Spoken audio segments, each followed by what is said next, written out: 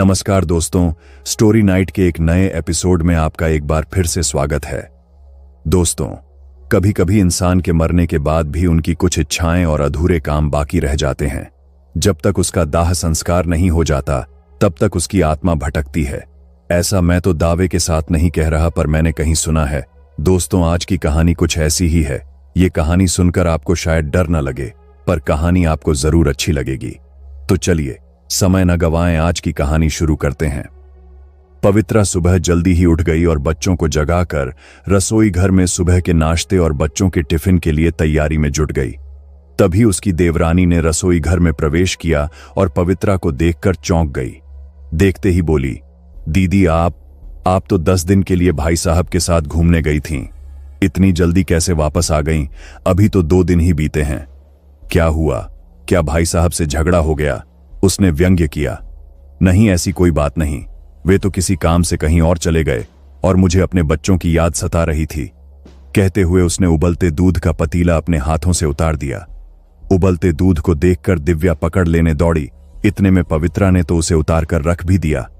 वो एकदम चीखी, दीदी कहीं आपका हाथ जल तो नहीं गया? पवित्रा बोली, अरे नहीं, इतने वर्षों से रसोई में काम कर रही हूं, अब तो आदत पड़ गई है। दिव्या हैरत से उसे देख रही थी। वो बोली, दीदी पानी की टंकी के नीचे हाथ रख लो, थोड़ा आराम मिलेगा। किंतु पवित्रा उसकी बात को अनसुना करी, फिर पराठे बनाने लगी।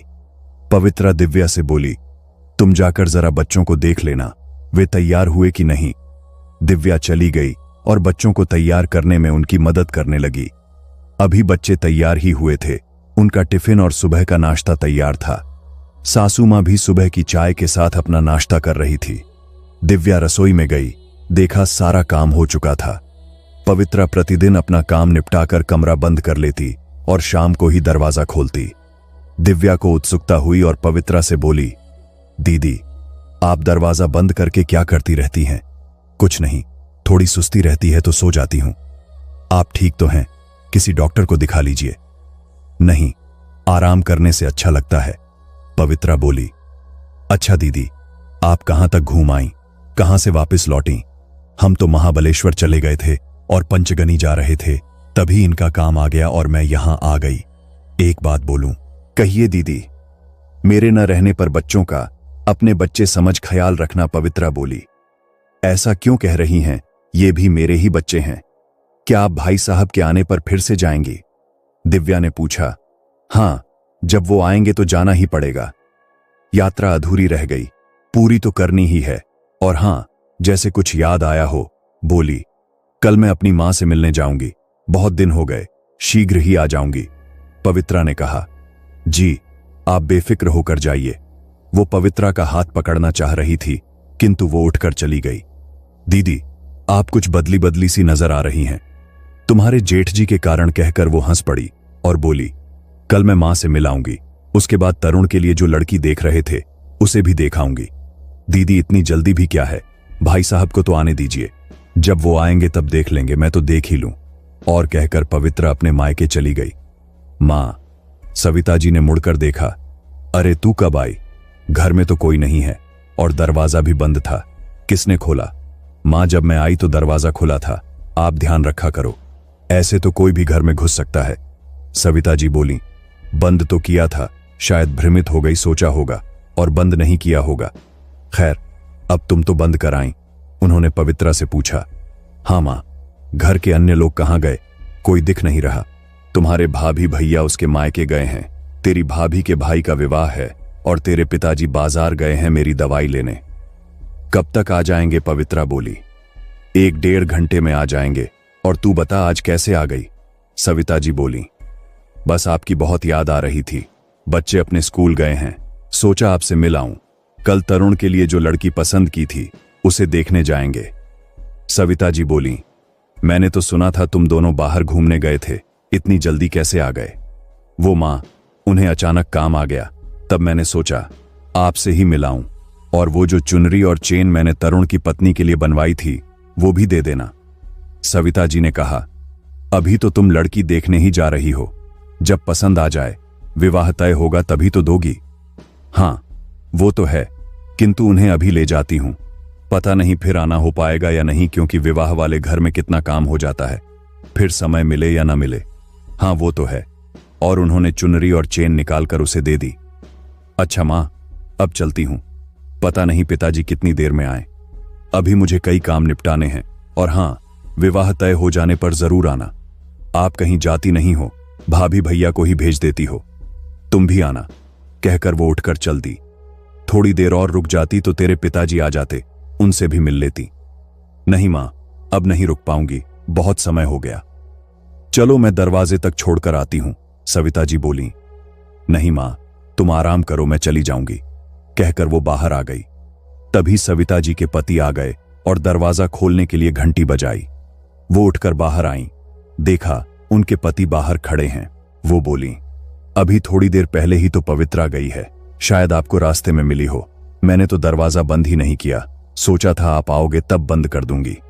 वे बोले, मुझे तो गली में कोई भी नहीं दिखा, खैर जल्दी दरवाजा खोलो, बहुत तेज धूप है। सविता जी सोच रही थीं, मैंने दरवाजा तो बंद ही नहीं किया, फिर कैसे बंद हो गया। और उन्होंने पवित्रा के आने का कारण भी बताया। अगले दिन पवित्रा अपनी देवरानी दिव्या को साथ लेकर तरुण के लिए लड़की देखने चल दी। दिव्या बोली, मैं सोचती हूं दीदी, भाई साहब भी साथ आ जाते तो अच्छा रहता। पवित्रा बोली, वे भी आ जाएंगे और देख लेंगे, तब तक हम अपनी जिम्मेदारी पूर्ण करते हैं। दोनों ने लड़की देखी और वो पसंद भी आ गई। दिव्या ने सोने की चेन उसे दे दी। घर आकर उसने दिव्या को चुनरी दिखाई और बोली, इसे ही लहंगे के साथ देना। लगभग एक सप्ताह पश्चात पवित्रा दिव्या से बोली, दिव्या तुम्हारे भाई साहब का फोन आया है, मैं जा रही हूं। दिव्या ने पूछा, आप कहां जा रही हैं? मैं उन्हें लेने जा रही हूं, वो तभी आएंगे। ठीक है, कहकर दिव्या अपने काम में लग गई। तभी उसे पवित्रा की आवाज फिर सुनाई दी, एक बात तो कहना मैं भूल ही गई, जब तक मैं नहीं आ जाती बच्चों का अच्छे से ख्याल रखना। पवित्रा बोली, ठीक है दीदी, दिव्या ने बिना पीछे देखे ही कहा। पवित्रा शाम तक भी नहीं आई, तब दिव्या अपनी सास से बोली, मम्मी जी दीदी तो भाई साहब को लेने गई थीं, अभी तक नहीं आई। उसकी सास बोली, ये तू क्या कह रही है, वो दोनों तो घूमने गए हैं। पवित्रा कब आई? मैंने तो उसे नहीं देखा। अपनी सास की बातें सुनकर दिव्या बोली, वो तो एक सप्ताह से आई हुई थीं, भाई साहब को कोई काम आ गया इसीलिए वो आ गई थीं। क्या आपने उन्हें नहीं देखा? आपने तो कई बार उनके हाथ से बना नाश्ता और चाय भी पी है। ये तू क्या कह रही है? मैंने तो उसे ना आते देखा ना जाते। दिव्या ने सोचा, उम्र के साथ इनकी याददाश्त भी कमजोर हो गई है, जब कल दीदी आ जाएंगी तो अपने आप ही सब याद दिला देंगी। अगले दिन भाई साहब एक गाड़ी से उतरे। उनकी हालत देख किसी अनिष्ट की आशंका से सब घबरा गए। उनके हाथ और पैर में प्लास्टर चढ़ा था। उनकी हालत देख सब उन्हें संभालने के लिए दौड़े, उन्हें सहारा देकर अंदर लाए। जब गाड़ी चली गई, उन्हें पानी दिया और पूछा, ये सब कैसे हुआ और पवित्रा कहां है? पवित्रा का नाम लेते ही वो रोने लगे और बोले, अब वो हमारे बीच नहीं रही। दिव्या बोली, दीदी को आप कहां मिले? वो तो आपको लेने गई थीं। पुष्कर हैरत से उसे देखने लगा। वो बोला, वो मुझे लेने कब गई? वो तो मेरे साथ ही गई थी। दिव्या, ये कहानी क्या है? दीदी तो कह रही थीं कि आपको कुछ काम आ गया, इसीलिए वो यहां आ गईं, और कल ही तो मुझे बताकर गई थीं कि मैं उन्हें लेने जा रही हूं। पुष्कर बोला, ये सब तुम क्या कहे जा रही हो? उसका गला सूखने लगा। पुष्कर की मम्मी बोली, ये कल भी मुझसे ऐसे ही कह रही थी, पता नहीं इसका ध्यान कहां है। दिव्या उनकी बातें सुनकर झुंझला गई और बोली, यदि मैं गलत कह रही हूं तो बच्चों से पूछ लीजिए कि उनकी मम्मी उनके साथ थीं कि नहीं। बच्चे अपनी चाची का मुंह ताकने लगे और बोले, चाची मम्मी कब आईं? हमें तो पता ही नहीं चला, हमने तो उन्हें नहीं देखा। दिव्या बोली, मम्मी जी आपको उन्होंने नाश्ता बनाकर दिया और बच्चों के काम भी वही करती थीं। ऐसा कैसे हो सकता है? तभी पुष्कर बोला, जिस दिन हम लोग गए उसके अगले दिन हम पंचगनी के लिए निकले और रास्ते में हमारी गाड़ी दुर्घटनाग्रस्त हो गई। मुझे तो होश ही नहीं था, 2 दिन पहले ही होश आया, तब पता चला कि पवित्रा उस दुर्घटना में चल बसी। यह सुनकर दिव्या सिहर उठी और पास ही पड़ी कुर्सी पर बैठ गई। उसकी आंखों के सामने सभी दृश्य घूमने लगे। कैसे गर्म पतीला उन्होंने उठाया, दोपहर में कहां चली जाती थीं? इसका मतलब वो मुझे ही दिख रही थीं या फिर मेरा वहम? तभी उसे ध्यान आया कि वो अपनी मम्मी के पास भी गई थीं और चुनरी चेन भी लाई थीं। और वो दौड़ती हुई सी अपने कमरे में गई और वहां से चुनरी निकाल कर ले आई और दिखाते हुए बोली, ये चुनरी मुझे दीदी ने ही दी है कि तरुण की बहू को लहंगे पर यही चुनरी भेजना, और ये चुनरी वो अपनी मम्मी से लाई थीं। दिव्या फोन लगाती है। हेलो मौसी जी, मैं दिव्या बोल रही हूं। क्या दीदी 3-4 दिन पहले वहां आई थी ना चेन और चुनरी लेने? उधर से आवाज आई। हाँ आई तो थी, किंतु शीघ्र ही चली गई। क्यों, क्या हुआ? दिव्या बताते हुए जोर जोर से रोने लगी और बोली, भाई साहब कह रहे हैं कि अब वो हमारे बीच नहीं रहीं, उनका तो। कहकर रोते हुए दिव्या ने फोन कट कर दिया। पवित्रा की मम्मी घबराकर अपने पति के साथ अपनी बेटी की ससुराल के लिए चल पड़ी। तभी दिव्या को याद आया कि दीदी ने तरुण की होने वाली बहू को चेन भी दी थी। उसने सच्चाई परखने के लिए तरुण की होने वाली ससुराल में भी फोन किया। उस लड़की से बोली, मेरे साथ जो आई थीं उन्हें तो तुमने देखा ही होगा। वो बोली, आपके साथ कौन था? आप तो अकेली ही थीं, किंतु आप बातें ऐसे कर रही थीं जैसे कोई साथ में हो। हमने सोचा शायद ये आपकी आदत हो, बल्कि अजीब लगा था कि अकेली ही सब तय करने आ गईं। किंतु आपने बताया था कि भाई साहब के आने पर सब लोग आएंगे। दिव्या को रह रहकर यकीन नहीं हो रहा था कि किसी ने उन्हें देखा नहीं। थोड़ी देर पश्चात ही उनका पार्थिव शरीर आ गया। सब रो रहे थे। तभी उनकी मम्मी पहुंच गईं और बेटी के शव को देख दहाड़े मार मार कर रोने लगीं और बोलती जा रही थीं, 3-4 दिन पहले ही तो तुझे देखा था, ये तो मुझसे मिलने आई थी। इतनी जल्दी इसे क्या हो गया? मेरी बेटी को किसने मार दिया? जब वो रोकर थककर शांत हुईं तब उन्हें बताया। ये सब जानकर तो उन्हें जैसे यकीन ही नहीं हुआ। वो सोचने लगीं। तभी वो बंद दरवाजे से भी अंदर आ गई और अपने पिता को भी नहीं दिखी।